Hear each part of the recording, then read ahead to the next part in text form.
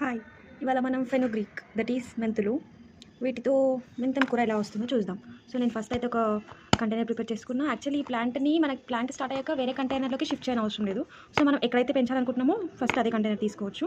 So ఇందులో నేను already soil మీద కొంచెం వాటర్ వేసి పెట్టేసుకున్నాను.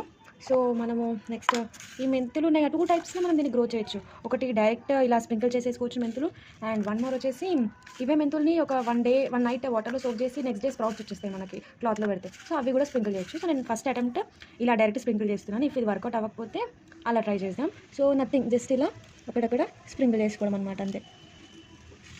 అసలు ఎంత టేస్టీ కర్రీయో ఇది. అసలు ఏ కర్రీలో అయినా కూడా మనము యూజ్ చేసుకోవచ్చు. అసలు అది వేస్తేనే ఒక సూపర్ ఫ్లేవర్ వస్తుందన్నమాట. సో ఇలా వేసేస్తున్నాను నేనైతే. ఎక్కువ సన్లైట్ కూడా అవసరం లేదు, అట్లనే అవసరం లేదు అని చెప్పనక్కర్లేదు.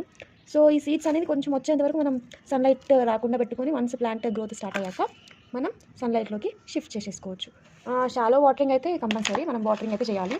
సో ఫైనల్గా పైనుంచి కొంచెంగా సాయిల్ మళ్ళీ వేస్తున్నాను. యాక్చువల్లీ ఇప్పటిదాకా ఇది వెట్టి సాయిల్ అనమాట. సో ఇలా ఉంది. సాయిల్ అయితే వేసేద్దాము.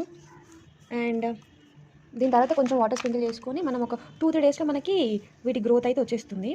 సో అలా నేను దీన్ని కంప్లీట్ చేస్తాను ఈ ప్రాసెస్. అంతలోపు let me show you my garden gadget.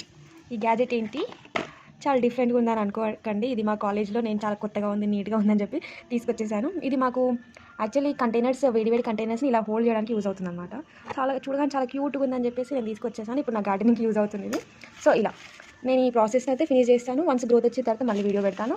Okay, I'm waiting for this good result. Hope we'll get a good result. Okay na? Bye.